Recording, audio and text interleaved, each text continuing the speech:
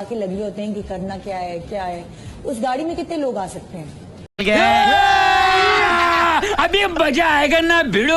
नानजी भाई अभी आएगा रोड पे। गाड़ी में एक आ सकता है क्योंकि फॉर्मूला स्टाइल अच्छा, का है। एक आ सकता है। बिल्कुल।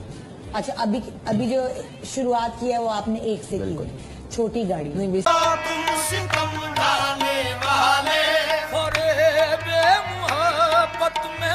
बेसिकली मैम ये फॉर्मूला है, तो ये फॉर्मूला है, रेसिंग कार है, तो उसमें एक ही बंदा होता है। अच्छा, अभी फॉर्मूला बनाया है आप लोगों ने, अभी एक्सपेरिमेंट किया है या गाड़ी को? इट्स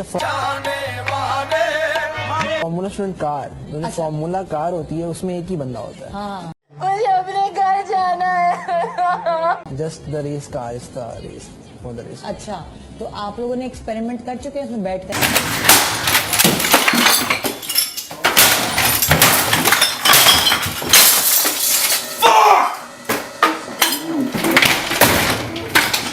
आप बैठे हैं कभी? बिल्कुल बैठे, मैंने चलाया है उसको। कितनी वैसे ही तेज चलती है जैसे पेट्रोल वाली गाड़ी चलती है?